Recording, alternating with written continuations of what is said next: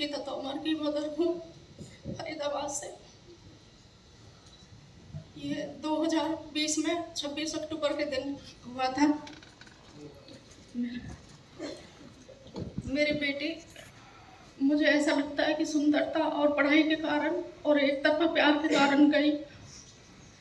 मेरी बेटी स्कूल भी टॉप कर रही थी और कॉलेज भी टॉप कर रही थी, तो सामाजिक कामों में भी जाती थी, जनता से फिर रूबरू थी, अपने समाज से भी। मैं भी उसके साथ जाती थी जहाँ उसे बुलाते थे, तो शायद उसकी नज़र उस पर कहीं पड़ी और ज़बरदस्ती शादी का दबाव डालने लगा।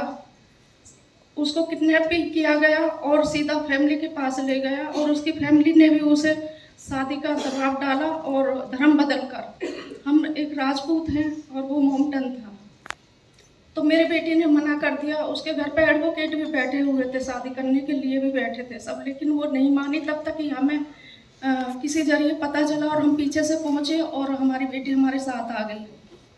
हमने एफआईआर करी, लेकिन उनका कुछ नहीं हुआ 2-4 महीने तक, क्योंकि उनके राजनीति में भी 50 साल से राजनीति में बैठे हैं, दादा नाना सब, आज भी चाचा भाई हैं और कांग्रेस के नेता रहे हैं, और जो कांग्रेस के हैं दिग्गज, उनके साथ सब उनका उठना बैठना है, तो उनका कुछ नहीं हुआ।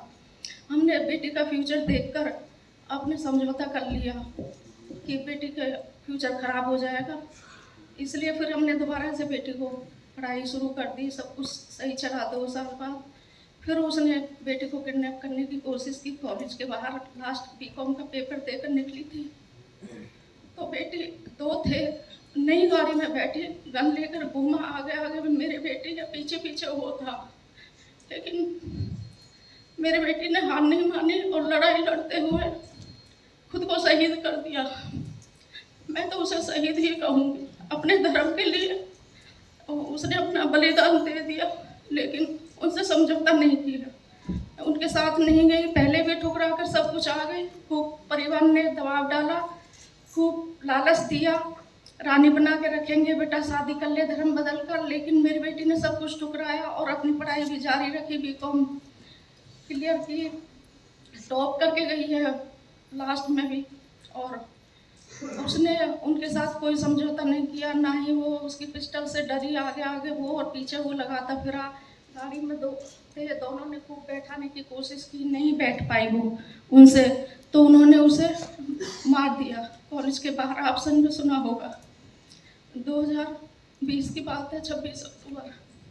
और मेरी बेटी लड़ते हुए गई अपने धर्म के लिए, और हम समाज में इस वजह से जी भी रहे, शायद हम आज यहाँ नहीं खड़े होते अगर बेटी उनके साथ जाती तो।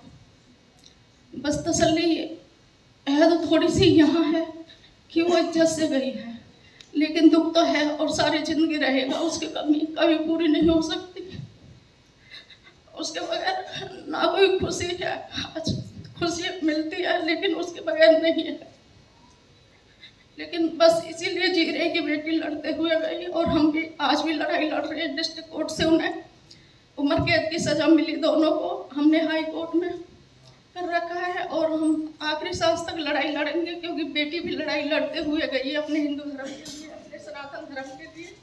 हम भी ये लड़ाई लड़ते रहेंगे जब तक जिएंगे। और आज सबका बहुत बहुत धन्यवाद।